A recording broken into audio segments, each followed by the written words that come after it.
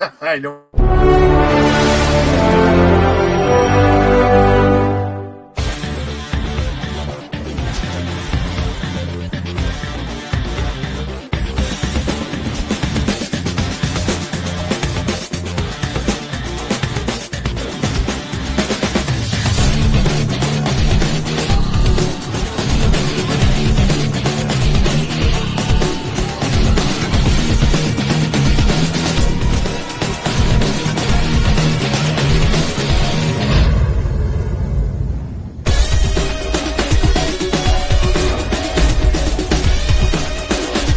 What is up, ladies and gentlemen? Welcome to another exciting installment of the Roundtable Network News, episode 39. I am the franchise player, Double B Babbler. That is your boy, Double J, Josh James. And ladies and gentlemen, the reason why Josh is laughing at me is because we were discussing something off air, and I was creating a link for our AEW Revolution pay-per-view, which is going to be live in a few hours. And instead of me doing that, I got so enthralled with the comments from about Booker T and his horrible commentary style that I went live instead on that stream instead of this one. I'm not perfect, ladies and gentlemen, but I will tell you this. The fan backlash for Booker T and his commentary style. Fans are criticizing. The fans don't like it. Look, see, Josh, I am vindicated because I have been saying I hate Booker T's commentary I hate Booker T's commentary style. Yep. Booker T makes me hate wrestling sometimes. Like he's not lying. He's not lying at all. Booker T is the reason why I don't watch NXT. Okay, I get excited for an NXT match, and all I hear is, "Yeah, man! Oh, yeah, man! All water, no bread, no meat." I'm just like, "Oh, here we go. This is stuff again." Or he's simping for Stephanie Valkyrie, what she was doing that move. Like you could just hear him, like, "Oh." So,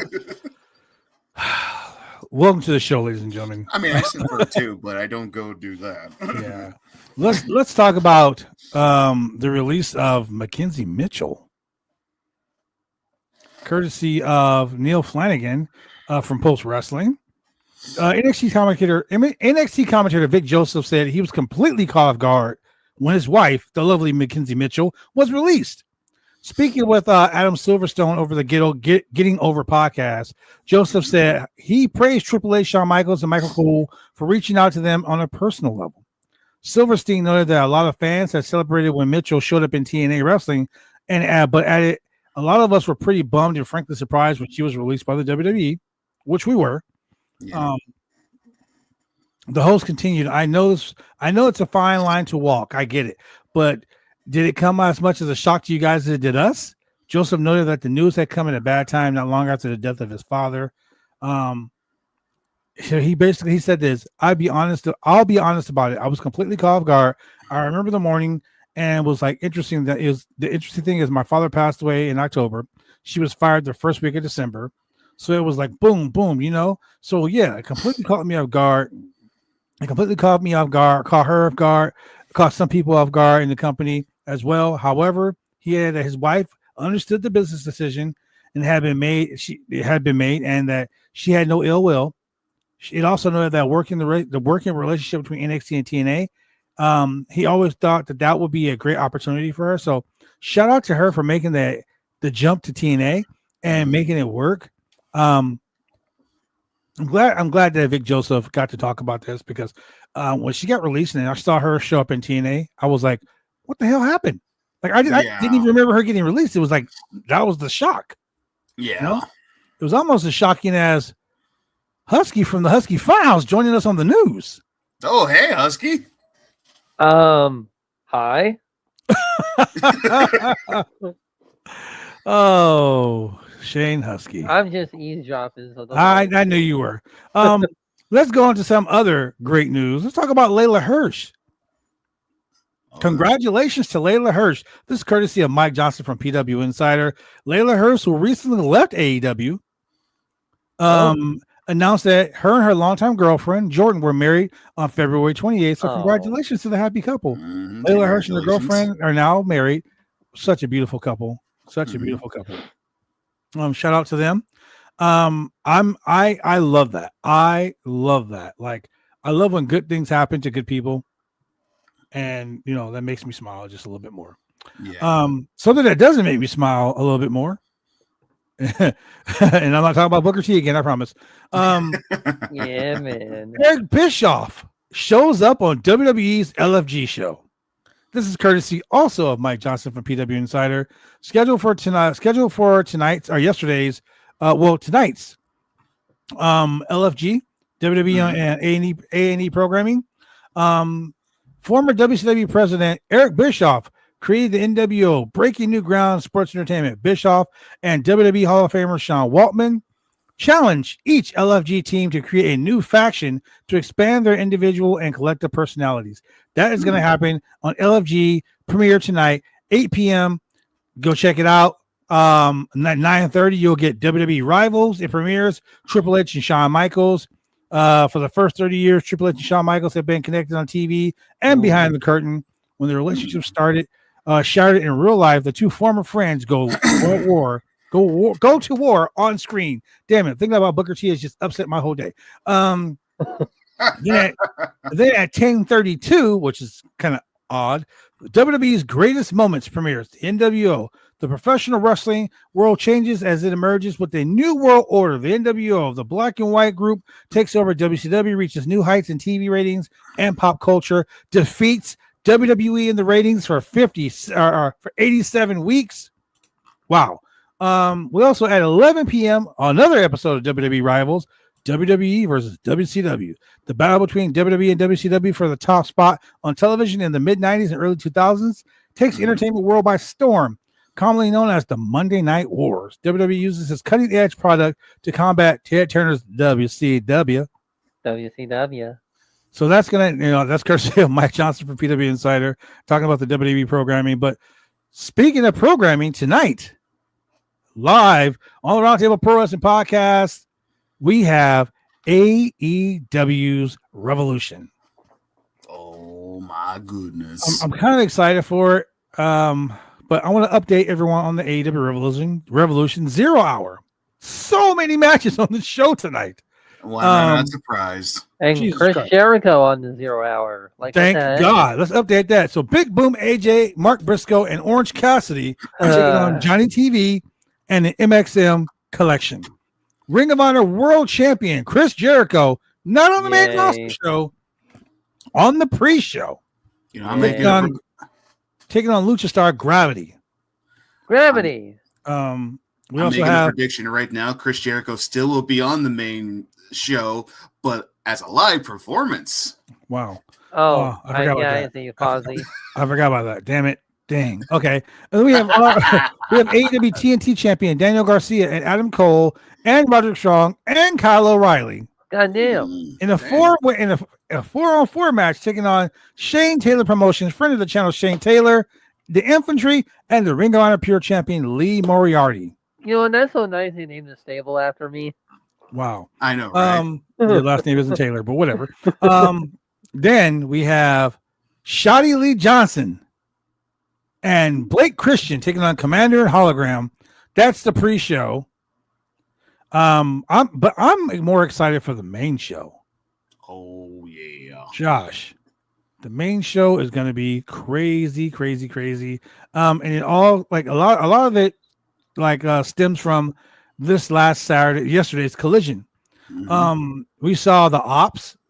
I don't like the name the Ops. Shibata ain't slick. It's like the Ops. Samoa Joe, Hook, and Shibata taking on already in the ring Jack Bannon, Starboy Charlie, and Titus Alexander. I've wrestled and defeated Titus Alexander, son of Big Ugly from the Ugly Dojo. That kid is amazing. The winners of that match were of course the Ops. Mercedes Money was out at ringside to watch her opponent for tonight's TBS Championship match, Momo Watanabe, as she took on Serena Deeb. Great match. Momo Watanabe won the match. Harley Cameron. I love Harley Cameron. I've been a fan since day one of Harley Cameron. Bro, Harley Cameron took on I think her name was Tedovic. I can't pronounce her last name, but Harley Cameron won the match.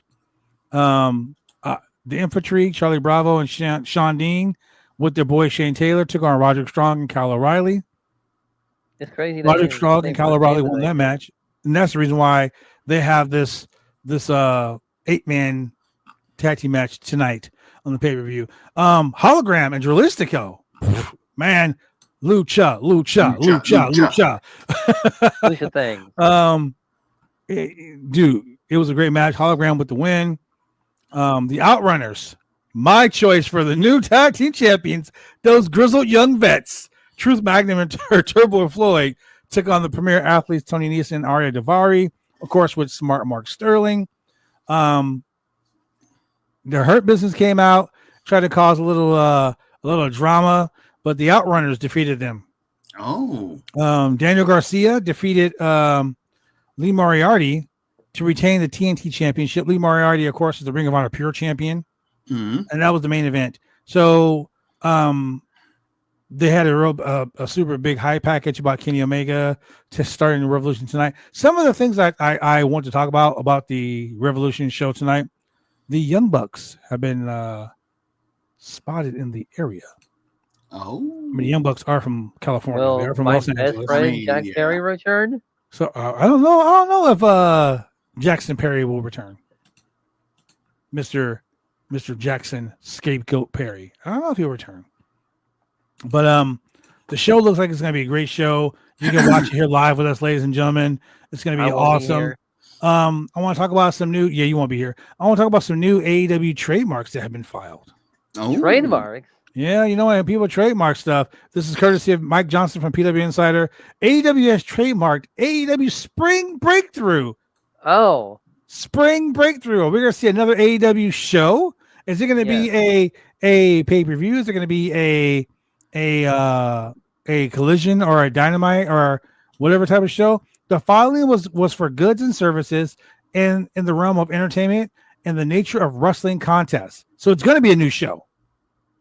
Entertaining services in the nature of live professional wrestling performances, entertainment services in the nature of production and professional wrestling programs and live events, entertainment services, namely production and distribution of an ongoing television program in the field of professional wrestling. Is that man, the myth, the legend, the legendary guy himself? You know that guy, Tony. Is he actually going to start another television show? This sounds like something Chris Jericho would be booking on his cruise. I mean, that does sound like a a Jericho cruise show of Chris Jericho. That was it just happened. They just had a cruise show like live on 2 months, television. like a month ago. Like 2 years off. But What the hell was that? yeah. My phone's alive. I didn't click on anything. My phone literally went off. Yeah, Tony Khan did that. He was like, they're talking about me. Yeah, you're talking about me? I'm going to hack into Josh's phone. That's what he said. So let's talk about the AEW Revolution card. Like tonight, AEW premieres a live pay-per-view event known as Revolution. It will take place from Los Angeles, California, my hometown. We'll get to see some great matches on the show. It includes an AEW World Championship match, AEW Women's World Championship match, and the TNT Championship, as well as AEW International, AEW Continental, all of these championships. Some of the Crypto.com Arena, Los Angeles, the Staples Center. Pre-show starts at 6:30 Eastern Standard Time, which would be 3:30 our time. You can watch it on Triller TV, Amazon Prime. Amazon Prime Video. AEW is now doing videos on Amazon Prime Video. I forgot. And pay-per-view. So we talked about the pre-show, Big Boom AJ, Orange Cassidy, Mark Briscoe, taking on Giant TV, Mansoor, and Mason Madden. AEW World Championship number one contenders match. We have an AEW World Championship number one contenders match. Swerve Strickland versus Ricochet. I do see Nana turning on Swerve and teaming with Ricochet. That's just my prediction. That's why Ricochet has been able to keep that robe. That means so much to him. AEW Continental Championship match, Kazuchika Okada taking on Brody King, another Los Angeles native. AEW World Tag Team Championships, the Hurt Syndicate taking on Turbo Floyd, Truth Magnum, the Outrunners. Biggest upset in wrestling history. They win the titles. Yeah, it would be. AEW TBS Championship match, Mercedes Money versus Momo Watanabe. The match that I'm really interested in, other than the Hollywood Backlot match, whatever you want to call it, MJF and Hangman Adam Page. Oh, yeah. They're both two sick bastards. I can see them trying to kill each other. Oh, yeah, I can see that. And a steel cage match. Will Ospreay taking on former friend, brother, teammate of the United Empire, Kyle Fletcher. I would not call him the nickname he has. Stupid. Yeah. We have AEW International Championship. What's the Pro Star? It's so stupid. AEW International Championship match. Kenosuke Takeshita defending against the Omega, Kenny Omega. Then we have AEW Women's World Championship match. Falls Count Anywhere. Timeless Toni Storm versus the Maniac Mariah May. I just gave her that nickname because I think it suits her. I agree. Then we have the AEW World Championship match. Jon Moxley versus Cope. Don't give a shit about that match, but it might be good though. It might be good.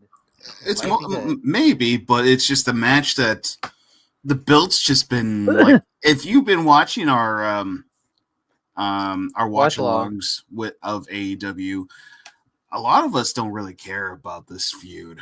No, but I hope the match is good. It's just it's the build. So this is my prediction for that match, and I pray to God that it happens.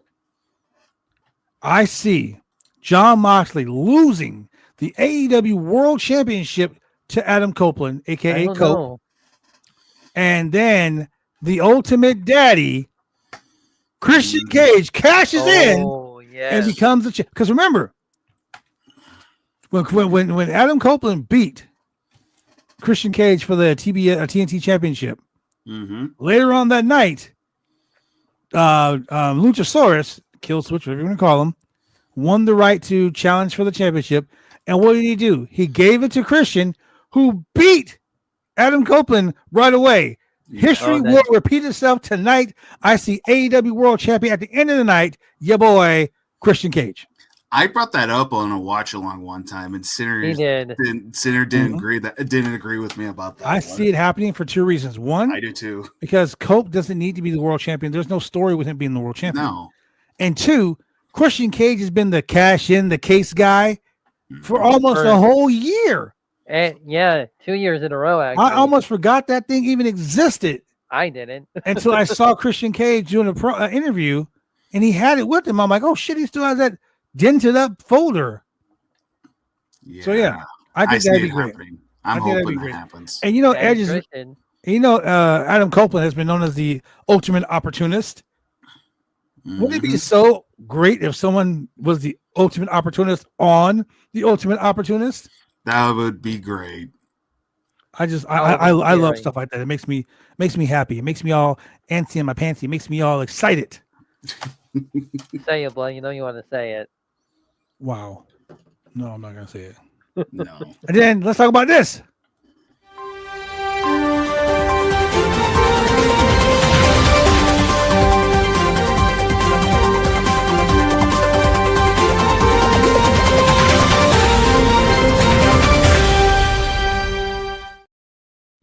My breaking news is what I think will be the greatest thing to happen in all of AEW tonight.